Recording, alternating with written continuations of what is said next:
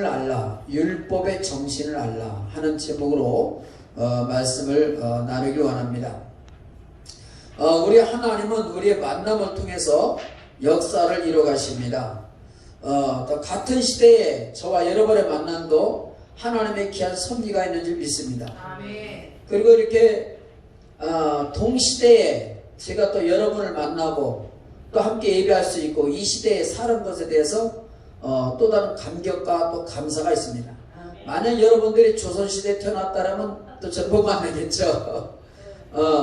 아니면은 또 미신님에 태어났다면 또 그것도 못 만날 테고, 지금 이 시대에 우리가 동시대에 이렇게 나서 서로 보고 함께 예배하고 또 기도하고 찬양하고 섬길 수 있다고 하는 것은 그것도 하나의 그 시대에 또 감격이고 또 감사라고 볼 수가 있습니다.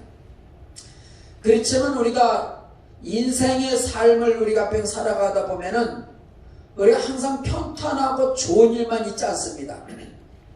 어려운 문제가 많이 있지요. 한평생 인생의 삶을 살아갈 때에 많은 문제를 만납니다. 이런 문제를 풀기 위해서 고심하고 방법을 찾고 하고 그랬죠. 하나를 해결하고 나면 또 다른 문제가 나오고 또 다른 문제를 해결하고 나면 또 다른 문제가 또 생겨요. 우리 인생은 항상 숙제가 있습니다. 그래서 숙제를 풀며 살아야 되죠. 학생들이 학교 가서 제일 힘들 게 뭘까요? 공부하는 거. 공부하는 것보다 더 힘든 게 뭐예요?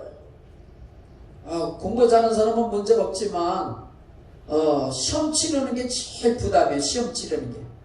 공부하는 거는 그냥 앉아 들으면 되지만 시험을 치려고 하면은 그거 막 생각해야 되고 막 저기 해야 되잖아요. 틀릴까봐 또 얼마나 또 그냥 막 저기래. 그래서 컨닝을 많이 합니다. 안 틀려. 컨닝을 많이 하고 몰래 방법을 다 쓰는데, 저도 컨닝 해봤어요. 컨닝 안 해본 사람 있어요? 없어요? 컨닝도 안 해보시고 그래. 컨닝을 하기도 하고 그럽니다. 근데 저도 이렇게 옛날에 학교 다닐 때 컨닝할 때 보면 앞에 친구가 작전을 짰는데 어떤 작전을 짰냐면 의지 앉잖아요. 그러니까 이제 번을 쓰면 앞에는 친구가 이제 다리로 다 심어. 이렇게 다리를 앞다리를 나는 내밀고 그 친구 다리를 뒤로다 놓으면 그 내가 내밀면 그 친구가 뒤로 다리를 갖다가 1번부터 1번 한 번 누르면 1번 누르면 한 번 딱 밟아주는 거예요. 2번이랑 2번 눌러주는 거예요. 그런데 중간에 잃어버렸어. 이게 몇 번을 얘기하는 건지 몰라. 그래가지고 에라 모르겠다 누르긴 누르는데 뭔지를 몰라. 그냥 썼어. 이렇게 이제 컨닝을 그런 식으로 한 때도 있었는데, 참 왜 그런 문제가 생길까요? 해결이 안 되니까 컨닝이라도 점수를 좀 따보려고 하는데, 그래서 시험만 보면 스트레스야. 이게 늘 시험만 보면 점수가 잘 나와야 되니까 스트레스가 있지 않겠어요? 그래서 학생들에게는 제일 스트레스가 리포트 쓰고 거기에 또 시험을 치러야 되고 하는 게요, 도도 힘든 게 아닙니다. 열심히 하지 않으면 도대체 뭘 써야 될지 모르고 그것도 얼마나 고민스럽겠어요. 그런데 이게 일반 학생들뿐만 아니라 우리 일반 사회생활에도 마찬가지입니다. 어떤 사람은 사업 경영 때문에 그 경영이 힘드니까 해결하려고 애를 쓰는 사람도 있고요. 어떤 사람은 가정 문제 해결 안 돼가지고 고심고심하는 사람도 있습니다. 어떤 사람은 자녀 문제, 자녀들 때문에 여러 가지 마음사가 힘들어하고 신경 쓰는 일 때문에 힘들어하는 사람도 있어요. 또 어떤 사람은 사람관계를 힘들어하는 사람도 있습니다. 만나기만 하면 싸우고 만나기만 하면 뭔가 트러블이 생기고 인간관계에 힘든 사람도 있어요. 이런 인생의 문제에 있어서 즉시 풀어주는 문제도 있지만은 해결되지 않는 것도 있어요. 그죠? 인간이 아무리 애를 써도 안 되는 게 있단 말입니다. 그래서 미제로 남는 일들, 그냥 그렇게 지나가는 일도 있어요. 그래서 사도 베드로는 베드로서 3장 16절에 또 그 모든 편지에도 이러한 일에 관하여 말하였을 때 그 중에 알기 어려운 것이 들어있으니 무식한 자들과 굳세지 못한 자들이 다른 성경같이 그것을 억지로 풀려다가 스스로 멸망에 이르느니라, 이렇게 말합니다. 다시 말하면 어떤 문제를 억지로 하다가 그르치는 일이 있다는 걸 얘기해 주는 겁니다. 이해하지 못하는 말씀을 억지로 풀려다가 멸망에 빠질 수 있다는 거예요. 그러니까 뭐예요? 억지로 풀지 말라는 거예요. 억지로 풀지 마라. 그래서 칼빈은 말하기를 나는 성경이 말하면서 말하고 성경이 말하지 않는 것을 말하지 않는다. 스톱하는 것을 스톱한다 이 말입니다. 우리가 일을 할 때도 안 되는 것을 어거지로 하다가 그르친 경우가 있어요. 그때는 잠시 내려놓고 하나님의 인도하심을 받아야 되겠다는 거죠. 오늘 본문에서 사도 바울은 뭐라고 말씀합니까? 피차 사랑의 빛 뒤에는 지지 말라. 왜요? 남을 사랑하는 자는 율법을 다 이뤘다. 이렇게 말씀합니다. 율법은 인생이 항상 해결하며 살아야 될 숙제입니다. 그렇죠? 율법이라는 것은 날마다 지켜야 되고 날마다 조심해야 되고 날마다 살펴야 되는 그런 문제 아닙니까? 그러니까 하나의 숙제가 될 수 있는 거죠. 하나님께서는 이스라엘 백성들에게 율법을 주셨어요. 이스라엘 백성들은 약속의 땅에 들어가면은 구별된 하나님의 백성으로서 율법을 지키면서 살아야 돼. 그래야 하나님의 백성으로서 위치를 지키며 살아갈 수가 있는 거예요. 그래서 율법을 따라서 제사를 드리고 율법을 따라서 규칙을 지키고 율례를 행하고 이렇게 살아야 됩니다. 그러나 불완전한 인간은 어때요? 죄를 짓게 되고 또 그 죄를 용서받기 위해서 어떻게 됩니까? 죄를 지으면 또 용서받아야 되잖아요. 그 용서받으려면 어떻게 해야 돼요?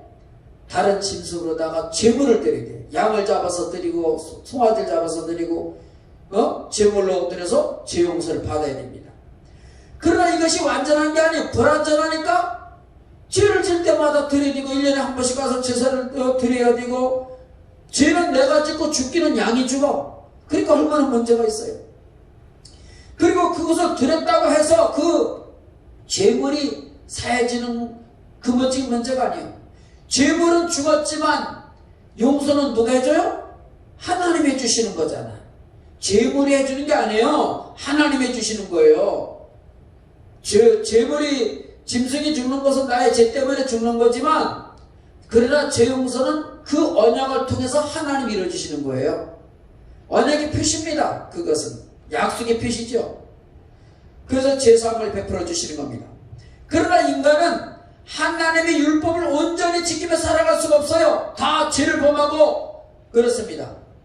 죄를 범하기만 했지 죄를 없앨 수가 없어요. 인간은 아무리 선한 일을 많이 해도 죄가 없어지지 않아요. 지은 죄는 그대로 남습니다. 그래서 로마서 3장 10절에 뭐라고 말씀하죠? 의인은 없나니 하나도 없으며 라고 얘기해 주고 있지요. 예? 모든 사람이 죄를 범했으니까. 그래서 로마서 3장 20절에 보면은 그러므로 율법의 행위로 그 앞에 의롭다 하심을 얻을 육체가 없나니 율법으로는 죄를 깨달음이라. 율법은 죄를 깨닫게 하는 거지 죄를 없앨 수가 없다는 거예요. 즉 모든 인간은 유대인이나 이방인들이 모두가 다 하나님 앞에 진노 아래 있다는 거예요. 율법을 받은 유대인이나 받지 않은 이방인들도 모두 죄 아래 있다는 겁니다. 그럼에도 불구하고 많은 유대인들은 율법을 지켜야 구원받는다고 생각을 가져요. 율법을 지켜야 구원받는다. 이런 생각에 대해서 사도 바울이 뭐라고 얘기합니까? 율법으로 그들을 구원할 수 없다는 거 얘기합니다. 구원할 수 없다는 거. 그 이유가 뭡니까? 율법을 완전히 지킬 수가 없기 때문에 그래요. 율법을 완전히 지키면 구원을 받을 수 있어요. 그런데 인간은 율법을 완전히 지켜 살아갈 수가 없어요. 그래서 율법을 지킬 수 없기 때문에 구원을 받을 수 없는 거죠. 그런데 율법을 지켜야 구원받는다고 그러니까 얼마나 힘들겠어. 그걸 지키려고 애를 써야 돼요. 그 율법을 못 지키니까 뭐예요? 짐승 갖다 바치는 거예요. 짐승 갖다 안 되니까. 율법의 능력이 없거나 완전하지 못해서가 아니라 인간의 본성 자체가 율법을 완전하게 지키기 위해는 역부족이라는 사실을 말씀해 주고 있는 겁니다. 인종차별이 심했던 때에 그 이야기입니다. 미국의 한 신사가 그 자기 집 정원 앞에서 이렇게 맥주를 마시며 서 있었습니다. 근데 남루한 옷을 입은 그 인디언이 피곤한 기색을 하면서 그 신사에 에게 다가왔습니다. 그리고서 그 신사에게 빵을 달라고 요구를 했습니다. 신사가 인디언에게 합니다. 너에게 줄 빵이 없다 이렇게 말합니다. 그랬더니 이 인디언이 아주 지친 모습으로 얘기합니다. 그러면 그 당신이 마시는 맥주라도 한 잔을 주십시오 라고 얘기합니다. 그런데 또 거절을 당합니다. 결국 이 인디언은 무엇이 배고프고 갈증이 난 인디언은 결국은 마지막 한 모금 달라서 이렇게 요청을 했지만은 미국의 그 신사는 주지 않았어요. 미국 신사는 얘기합니다. 너처럼 개 같은 인디언에게는 줄 수가 없다 이렇게 얘기를 했습니다. 인디언은 슬픈 기세로 돌아갔습니다. 얼마 후에 미국 신사가 사냥하러 깊은 산속으로 들어갔습니다. 그런데 산속에서 사냥개하고 이렇게 놓쳐버리면 방향 감각 없이 산속에서 헤매고 있는데 날이 어두워지기 시작을 했습니다. 그는 배고프고 목이 말랐습니다. 마침내 지나가던 그 인디언에게 딱한 사정을 이제 어두컴컴해진 상황에 딱한 사정을 얘기하면서 그 사정을 이제 듣고 자기 집으로 이렇게 안내를 했습니다. 그 신사가 정신을 차려 가만히 보니까 그 인디언이 자기가 박대했던 그 인디언의 집이었습니다. 미국 신사는 넘어가 어이고 부끄러워서 어쩔 줄 몰랐습니다. 미국 신사는 그 인디언에게 그래 말했습니다. 당신이 얼마 전에 나에게 한 것처럼 내가 당신을 대했다면 지금 당신 산중에서 죽었을 것입니다. 인디언이 이렇게 말을 했습니다. 그래서 여기서 보면 사람은 감동을 시키고 감복하게 한다는 거예요. 이 미국의 신사는 인디언을 박대했지만 인디언은 길을 잃고 어둠 속에 헤매는 이 사람을 이제 구해서 대접을 해줬어요. 그래서 감동을 있게 한 것입니다. 사람은 감동을 있게 하지요. 그래서 우리는 대접하는 일을 해야 되고 우리가 이웃을 사랑하는 일을 해야 되고 나누는 일을 해야 됩니다. 그것이 감동을 주고 은혜를 나누게 되는 것입니다. 그것은 또 내가 어려울 때에 또 우리가 또 사랑받을 수 있는 그런 길이 되기도 하는 것입니다. 잠언서 25장 21절 이후에 보면은 네 원수가 배고파하거든 식물을 먹이고 목말라 하거든 물을 마시오라. 그리하는 것은 핀 숯으로 그의 머리에 넣는 것 일반이요 여호와께서는 내게 상을 주시리라. 이렇게 말씀을 합니다. 그렇다면 여러분 율법의 역할이 무엇일까요? 율법이 주어진 가장 큰 이유는 죄를 깨닫게 하는 데 있다고 말씀합니다. 거기에 목적이 있다는 거예요. 이것을 통해서 우리가 알아야 할 것이 있습니다. 무엇입니까? 바로 율법의 정신을 알아야 돼요. 첫째로 율법의 정신은 인간이 죄인인 것을 깨닫는 데 있다는 겁니다. 그렇습니다. 율법이 우리에게 알려주는 게 뭐죠? 우리가 연약한 죄인이라는 걸 알려줘요. 무엇이? 율법이. 율법을 통하여 우리가 죄 속에 살고 있음을 알게 해준다는 거예요. 죄의 결과가 무엇이죠? 사망이죠. 죄의 결과는 죄의 삭은 사망이라고 했습니다. 그 죄가 어떻게 판명되었습니까? 율법을 통하여 판명되었습니다. 그래서 인간에게 있어서 율법은 사망의 법이 된 것입니다. 그러면 이 율법이 사망의 법이기 때문에 나쁜 건가요? 좋은 건가요? 사망의 법이니까 나쁜 건가요? 좋은 건가요? 아니라는 겁니다. 율법이 사망의 법이라고 해서 나쁜 것이 아니라는 거예요. 율법 본래 자체가 선한 거예요. 인간이 죄를 지니까 나쁜 법이 되는 거죠. 로마서 7장 7절에 보니까 그런즉 우리가 무슨 말을 하리요? 율법이 죄냐? 그럴 수 없느니라. 율법으로 말미암지 않거든 내가 질 알지 못하였으니 그 율법이 탐내지 말라 하지 아니었더라면 내가 탄심을 알지 못하였으리라. 사도 바로 이렇게 말합니다. 율법 때문에 죄를 알게 되고 율법 때문에 무엇이 문제인지를 깨닫게 된다는 거예요. 즉 율법은 죄를 깨닫게 한다는 겁니다. 그래서 바울은 자신도 율법을 깨닫지 못할 때는 자기가 싫어서 난리치며 살았는데 율법을 깨닫고 나니까 내가 죽은 자였다 이 사실을 알게 됐다는 거예요. 여러분도 율법을 깨닫고 나면 나는 죄인입니다. 나는 부족합니다. 이거 깨닫게 된다. 율법을 모르면 그냥 막 난리치고 의가 살아나고 자기가 거룩하고 그냥 자기가 대단한 것처럼 여기는 거야. 마치 세상 사람도 마찬가지죠. 자기가 죄인 줄 모르는 사람은 자기 의로 인해서 대단한 것처럼 뻐기며 살지요. 우리가 말씀을 통해서 내가 죄인인 줄 알면 나는 겸손해질 수밖에 없고 섬길 수밖에 없는 거예요. 그래서 여러분이 율법을 통하여 여러분이 죄인이라는 사실을 깨달았다고 하면 섬기는 자가 되어야 됩니다. 베푸는 자가 되고 나누는 자가 되어야 되고 겸손해야 되고 주의 사랑을 베푸는 자가 되는 줄 믿습니다. 이것이 은혜 받은 자의 삶이라는 거예요. 사도 바울은 율법을 몰랐을 때는 자기가 그냥 살아서 막 난리를 쳤는데 율법을 깨닫고 나니까 자신이 죽은 존재라는 사실을 깨닫게 됐다는 거예요. 그래서 이게 은혜 받은 사람과 받지 못한 사람의 그 모습을 행동에서 보면 알 수가 있는 겁니다. 목사도 마찬가지입니다. 사실 사람이 얻고 이렇게 할 때는 겸손하지요. 교회가 가난하고 힘들면 작은 목회라면 목사 대부분 겸손해요. 소탈합니다. 작은 교회 목사들은요, 그렇게 자랑할 게 없는 목사들은 겸손합니다. 근데 큰 교회 목사들 보면은요, 겸손한 목사도 있지만 굉장히 뻐기는 게 많이 있어요. 굉장히 빳빳하고, 그리고 자기를 의를 많이 드러내고, 또 많은 성도들이 그냥 밭이 막 떠받들어 주니까 대단한 것도 착각을 하고 이런 경우가 많이 있습니다. 어떤 자리가 높은 자리일수록 벼가 곡식이 여물수록 고개를 숙이는 것처럼 어떤 성숙하고 깊이가 있고 규모가 크고 커질수록 겸손해야 됩니다. 낮아져야 됩니다.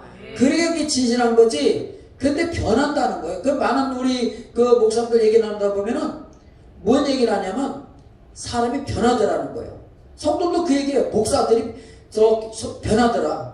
엊그저께 왔던 우리 그러니까 예전에 가정도 보니까 개척 일 시작할 때 이렇게 교회 다녔었는데 나중에 가서 보니까 변해 있더라. 이 얘기를 하더라고요. 규모가 크니까 변하는 거예요, 사람이. 근데 우리는 변하면 안 됩니다. 항상 목회자는 더 갈수록 성숙해져야 되고 겸손해져야 되고 섬겨야 되고 뭔가 성숙해져야 되죠. 주님을 닮아가야 되죠. 아니 예수를 믿으면 10년, 20년, 30년 계속 믿어가면 우리 인격이 어떻게 돼요? 예수님을 닮아가야 되잖아요. 왜? 제자가 되는 거 아닙니까? 예수님을 닮아가야 되는데 안 닮고 누구를 닮아? 마귀를 닮아가 갈수록.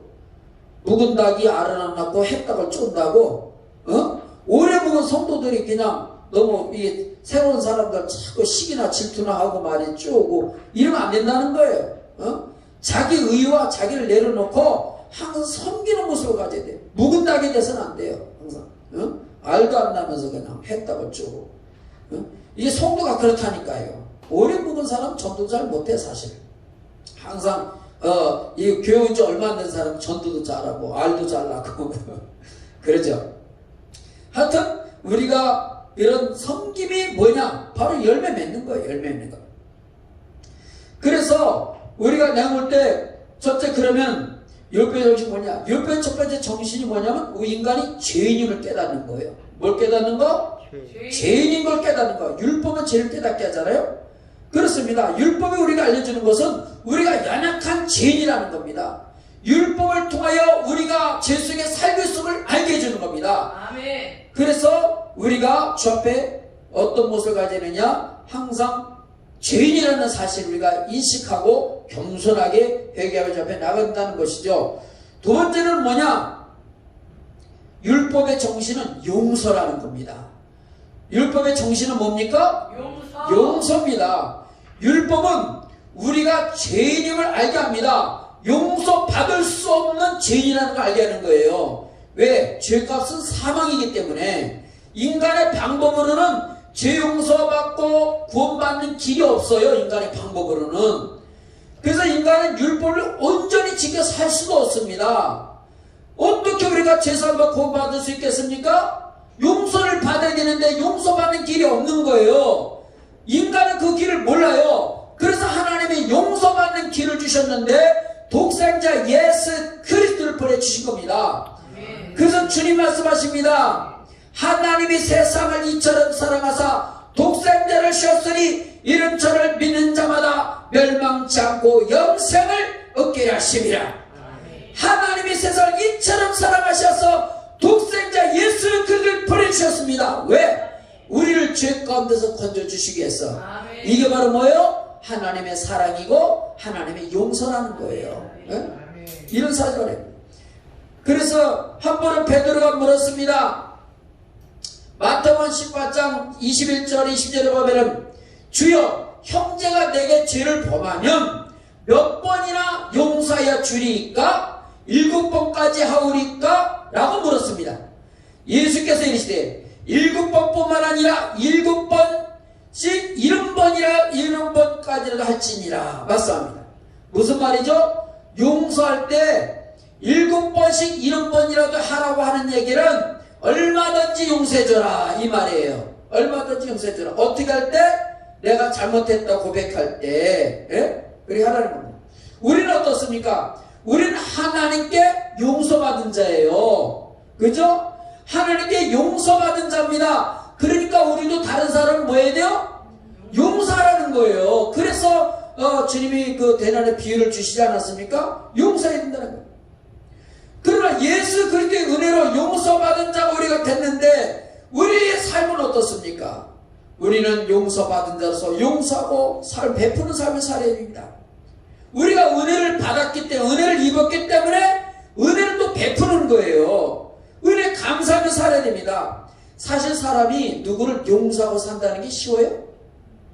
아니요. 어렵죠? 네. 용서한다는 게 어려워요. 미워한다는 것은 어때요? 쉬워요. 근데 사랑한다는 게 미운 사람을 사랑한다는 것은 쉬운 일이 아니죠. 그렇습니다. 좋은 사람을 사랑하는 일은 쉬워요. 내가 좋아하니까 사랑하는 거 쉬워요. 근데 좋지 않은 사람을 사랑한다는 건 어렵습니다. 그런데 좋지 않은 사람 미워하는 것은 쉬워요, 어려워요? 쉬워요. 잘하네. 쉬워요. 마태복음에는요, 너희가 자기를 사랑하는 사람들만 사랑하면 무슨 상을 받겠느냐? 세리들도 그만큼 사랑하지 않겠느냐? 이래 말씀합니다. 네? 그러니까 참사랑이라고 하는 것은 한계를 두지 않는 거예요. 용서란 사람을 소중히 여기고 그를 이제 받아주는 겁니다. 간대지는 마음, 이걸 얘기해 주는 겁니다. 요한복음 8장 5절에 유대인들이 가늠하는 여인을 예수님께 붙잡아 왔어요. 그리고 예수님께 묻습니다. 모세 이런 여자를 돌로 치라고 명했는데 당신은 어떻게 하겠습니까? 선생님은 어떻게 하시겠습니까? 가늠하다 잡혔는데 가늠하다 잡힌 여인은 돌로 치라는 거예요. 그러면 선생님은 어떻게 하겠습니까? 라고 말합니다. 이 사람들이 다 손에 돌을 들고 와서 이렇게 얘기하는 겁니다. 그러니까 만약에 어떤 문제가 되냐면 만약 가늠한 여인이 돌로 쳤으니까 돌로 쳐라. 그러면 돌로 치면 어떻게 죽잖아요. 그럼 뭐가 됐냐? 살인하는 것이 있는 거예요. 죽이는 것이 있죠. 로마의 법에는 유대인들이 사람을 죽일 수가 없어요. 네? 자기 재판을 행할 수가 없어요. 재판은 빌라도가 하는 것이고 통독이 하는 것이고 로마에서 관장하는 건데 그렇게 할 수가 없어요. 그러면 무슨 법을 해? 로마 법을 어기는 거예요. 그럼 죽이지 마라. 안 된다. 그러면 누구 법을 어기는 거예요? 그럼 율법을 어기는 거예요. 왜? 돌로 치라고 했으니까. 그러면은 돌로 치라고 해서 돌로 치시오. 그러면 로마법을 어기고 치지 마시오. 그러면 율법을 어기는 거야. 그러면 예수님이 이렇게도 못 치라고 하도 못하고 치지 말라고도 못하는 거야. 그러면 완전 딜레마에 빠진 거잖아. 그러니까 유대인들은 이제 됐다. 어떤 말이든지 하면 이제 걸려들었다. 예수님을 그렇게 시험 들게 받는 거야. 근데 예수님이 딱 봐, 나한테 뭐라고 다 쓰시는 거야. 그러다 있다 일어나서 또 하신 말씀이 너희 중에 죄 없는 자가 돌로 쳐라. 얘기를 하는 거야. 죄 없는 자. 그러니까 죄 없는 자가 돌로 치라고 그랬으니까 그 사람들은 다 죄가 있잖아요. 그리고 땅에다 그릇을 뜨셨어요. 죄 없는 자가 돌로 치라니까 이 사람들이 어떠냐? 양심의 가책을 받아서 집었던들을 숨미시 놓고 하나 둘씩 빠져나가서 다 도망가 버렸어요. 자기들이 죄 없다면 그들이 뭐가 돼요? 또 자기들이 어기는 것이 되고, 그리고 이 사람들은 숨어서 다 죄가 있잖아요. 네? 근데 보이는 죄가 왜 하니까, 그래서 예수님 말씀하십니다. 너를 돌로 치는 자가 있느냐? 없나이다. 나도 너를 정죄하지 아니하노니 다시는 죄를 짓지 말아라. 이렇게 말씀합니다. 얼마나 예수님 멋있어요. 얼마나 예수님 인자하십니까? 얼마나 예수님 긍휼히 여김이 많으셔요. 예? 우리가 그런 걸 보면은 우리는 사람들 어떻게 해요? 죽여야 됩니다. 뭐 해야 됩니다. 뭐 아주 그냥 법에 따라 처벌해야 됩니다. 그러지 않겠습니까? 그런데 예수님은 그 여인을 향해서 나도 너를 정죄하지 않는다. 이렇게 말씀합니다. 용서해 주신 거예요. 뭐 해 주신 거라고요? 용서. 이것이 하나님의 사랑입니다. 하나님은 용서해 주시는 분이에요. 우리가 어떠한 죄를 졌든지 우리 하나님 우리 죄를 용서해 주시는 분인 걸 믿으시기 바랍니다. 그러므로 우리가 감사해서 주님을 섬겨야 되는 거예요. 그렇습니다. 실제로 율법의 정신은 뭐냐? 하나님의 사랑을 아는 겁니다. 하나님의 사랑을 아는 것. 사람들 중에 율법에 걸리지 않을 사람은 없어요. 그죠? 모든 사람이 율법 아래 있고 다 죄를 지은 인간이기 때문에 그렇습니다. 그러므로 죄에서 벗어나려고 하면 뭐에게? 율법을 지켜야 돼요. 그렇지만 인간은 아무리 열심히 정직하게 살려고 해도 죄인의 모습을 벗어날 수가 있어요? 없어요? 없어요. 네, 벗어날 수가 없습니다. 인간은 태어나면서부터 원죄를 가지고 태어났고 살아가면서 그 원죄를 짓습니다. 온전한 인간은 없어요. 그래서 하나님은 하나님의 백성 구별되게 살아가도록 하기 위해서 율법을 주신 겁니다. 율법이었으면 천반지축을 하기 때문에. 그런데 그 율법이 인간의 삶에 억누르는 법이 된 거예요. 축복으로 준 건데, 선한 복으로 준 건데, 이게 하나님의 자녀가 되는 삶을 살아가도록 복을 준 건데, 그게 무거운 짐이 된 거예요. 율법이. 율법의 무거운 짐 때문에 인간의 자유의 삶을 살지 못하고 제한된 삶을 살게 된 겁니다. 그래서 율법은 살리는 법으로 줬는데 살리는 것이 아니라 죽이는 법이 됐다는 거예요. 율법이. 그 사도 바울은 말합니다. 로마서 7장 7절에 말하기를 그런즉 우리가 무슨 말하리요? 율법이 죄냐? 그럴 수 없느니라. 율법으로 말미암지 않고는 내가 죄를 알지 못하였으니 그 율법이 탐내지 말라 하지 아니했더라면 내가 탄식을 알지 못하였으리라. 이렇게 말씀합니다. 무슨 말입니까? 율법을 통하여 죄를 깨닫게 된다는 거예요. 율법을 지키지 못하니까 인간의 연약함을 깨닫게 된다는 거예요. 그래서 무엇이 필요하냐? 그래서 율법에서 해방시켜줄 분이 필요한데 그분이 바로 예수 그리스도라는 겁니다. 예수 그리스도가 이 땅에 오신 겁니다. 인간이 해결하지 못하니까 하나님이 해결의 길을 열어 주신 거예요. 즉 죄인은 인간이 죄를 짓고 죄값은 누가 치러주셨느냐? 예수님이 죄값을 치러주신 거예요.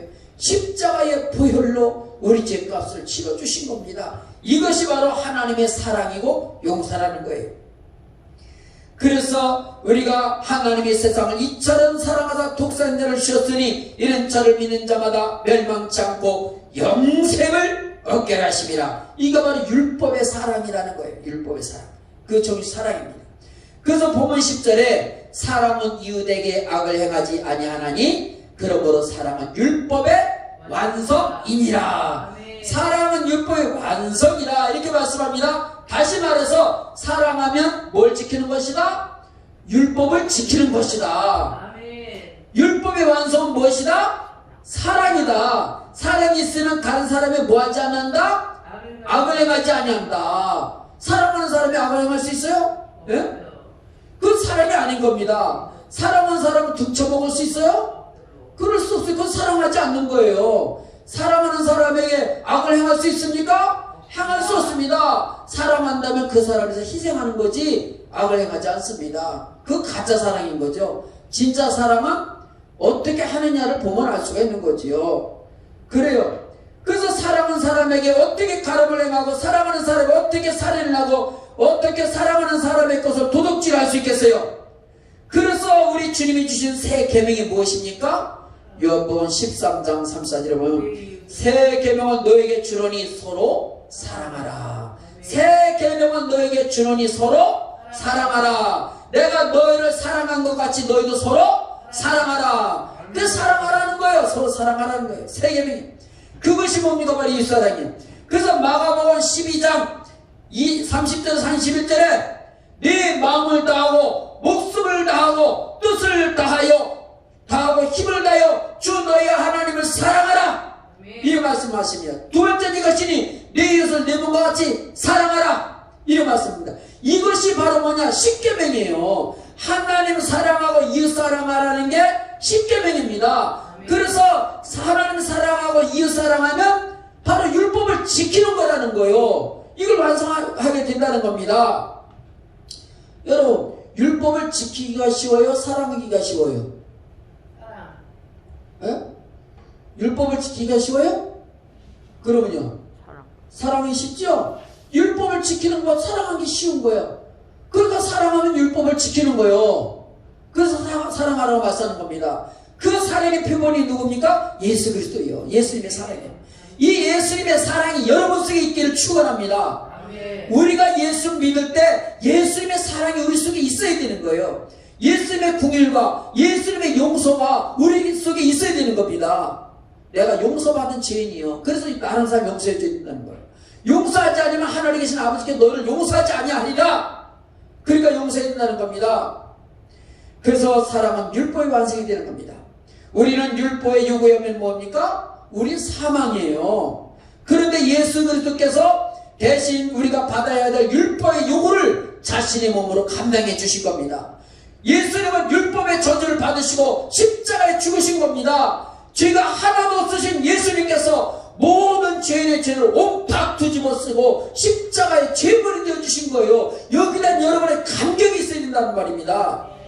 주님이 무엇 때문에 죄물이 되어주셨습니까? 사랑 때문에. 누구를? 여러분을. 여러분을 사랑하시기 때문에 바로 죄물이 되어주신 거예요.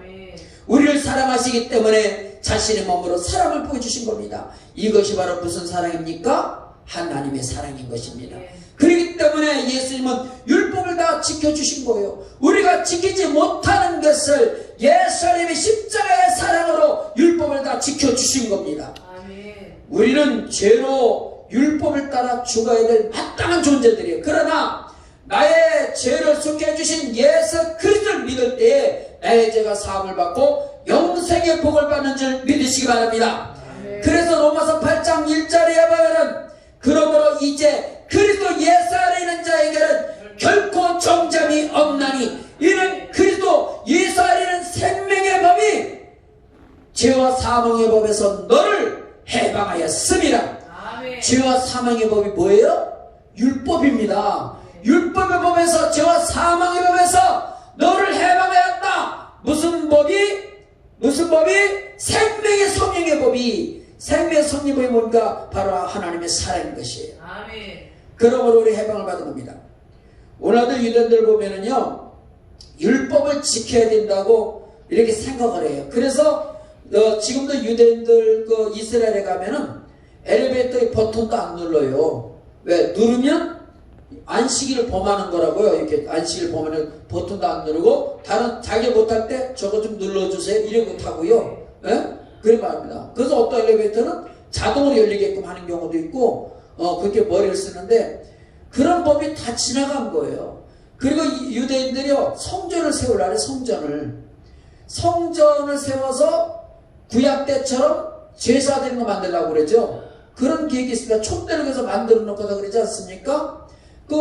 김종철 거기 보면은요 김종철 PD 방송 있지 않습니까? 거기 보면은 이스라엘이 성전을 세우려고 그러고 뭐 하려고 그러고 하지 않습니까? 근데 그 성전이 누구예요? 예수 그리스도예요. 예수님의 오심으로 인해서 보이는 성전은 사라진 겁니다. 예수님이 성전이에요. 이제는 예수 그리스도로 모이는 교회 성도들이 성전인 거예요. 우리 몸이 성전이고요. 예? 예수님 말씀하지 않았습니까? 그리신산에서도 말고 예루살렘에서도 말고 예배할 때가 오나니 곧 이때라 신령같이 예배할 때가 온다. 예수님이 계신 곳이 바로 성전이고 예배하는 곳입니다.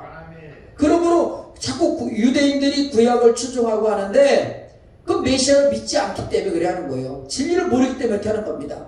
그래서 전 세계 어떤 크리스찬들이 곳곳에 예배할 때 주님은 그 예배를 받으십니다. 그러니까 우리가 이스라엘 갈 때 거기 가는 것은 예수님이 사역하셨던 곳이고 성경의 땅이기 때문에 감동하고 감격하는 것이지, 거기에 가면요 그걸 숭배하는 사람들이 있어요.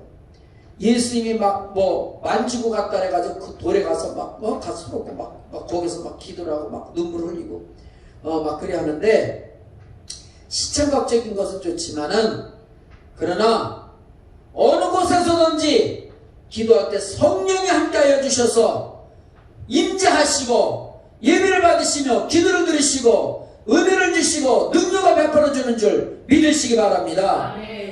그래서 주의 말씀하십니다. 로마서 8장 우리 32절에 진리를 알지니 진리가 너희를 뭐하리라?